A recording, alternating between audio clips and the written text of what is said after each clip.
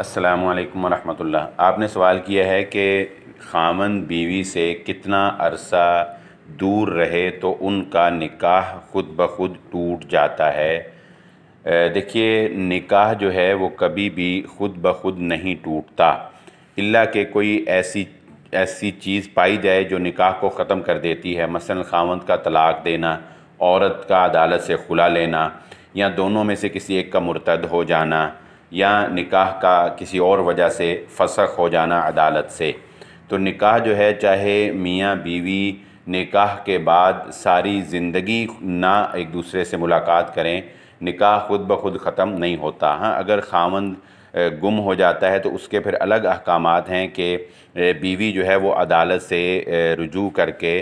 مفقود الخبر خاوند جو ہوتا ہے اس سے اپنا نکاح جو ہے وہ ختم کروا سکتی ہے۔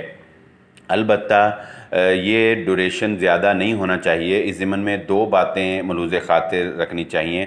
ایک تو یہ کہ حضرت عمر رضی اللہ تعالیٰ عنہ نے مجاہدین کی جو زیادہ سے زیادہ مدت گھر سے باہر رہنے کی مقرر کی تھی وہ 4 ماہ تھی، اور اس کے علاوہ ایک روایت آتی ہے جس میں حضرت عمر رضی اللہ تعالیٰ عنہ کو ایک صحابی نے یہ مشورہ دیا تھا، ایک مقدمہ ان کے سامنے پیش آیا، تفصیلی بات ہے، تو اس میں ایک صحابی نے حضرت عمر رضی اللہ تعالیٰ عنہ کو یہ مشورہ دیا تھا کہ اس آدمی کو کہیں کہ یہ 4 دن سے زیادہ اپنی بیوی سے دور نہ رہا کرے،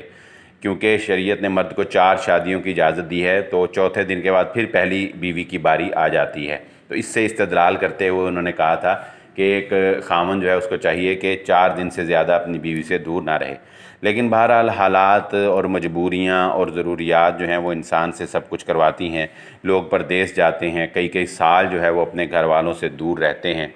تو بہرحال اس دور رہنے سے یا تعلقات قائم نہ کرنے سے انسان کا نکاح جو ہے وہ از خود نہیں ٹوٹتا، اور اگر انسان کسی مجبوری کی وجہ سے دوری اختیار کیے ہوئے ہے تو اس پر ظاہر ہے وہ گناہگار بھی نہیں ہے، لیکن اگر جان بوجھ کر وہ اس میں دوری اختیار کرتا ہے اور بیوی کو تنگ کرتا ہے اور بیوی کو تنگ کرنے کے لیے دور رہتا ہے، تو اس پہ پھر خاوند جو ہے وہ گناہگار بھی ہے، کیونکہ یہ بیوی کے حقوق میں سے ایک حق ہے، اور اگر خاوند اس حق کو ادا نہیں کرتا تو اسے اس پر جو ہے وہ مواخذہ اور اس کی گرفت جو ہے وہ ہوگی۔ جان بوجھ کر بیوی سے دوری اختیار کرنا خاوند کے لیے جائز نہیں ہے۔ امید ہے آپ کو بات سمجھ آ گئی ہوگی۔ واللہ عالم۔